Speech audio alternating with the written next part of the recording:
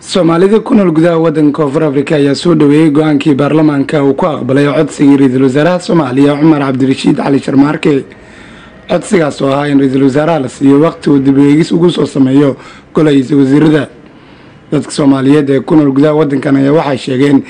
in loo baahan yahay baarlamaanka inuu guto waajibaadkiisa shaqo ayagoo ugu baaqay ra'iisul wasaaraha inuu soo dhiso xukuumad la shaqayn karta hay'adaha dawladda si looga gudbo khilaafaad mar kala hareeya madaxda Soomaalida.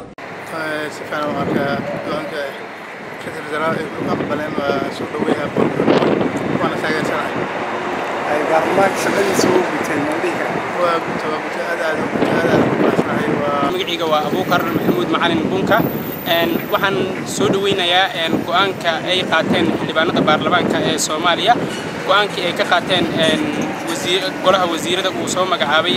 Cumar Cabdirashiid Cali Sharmaarke sidoo kale waxaan leeyahay ku sii adkaysta go'aanka aad ka qaadateen golaha wasiirada sidoo kale Cumar Cabdirashiid Cali Sharmaarke waxaan ugu baaqayaa in uu ku soo daro golaha wasiirada dhalinyarada waxna qaban karta waxaan soo dhaweynaynaa xukuumadda baarlamaanka soo ansixisay xukuumadda macnaha maadaama ay ansixisay ra'iisul wasaaraha codsiga dowladda maadaama ay soo dhaweysay anagana shacabka ku nool Koonfur Afrika haddaan nahay dhalinyaradeenna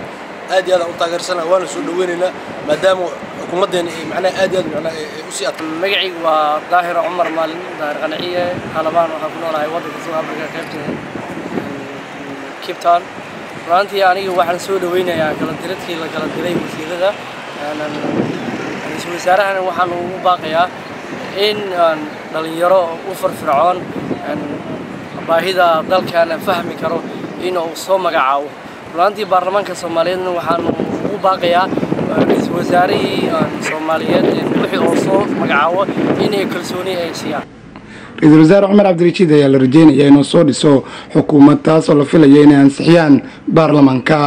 Abdiraxmaan Cabdilaahi Amaan Cade telefishinka caalamiga ee Royal TV Koonfur Afrika.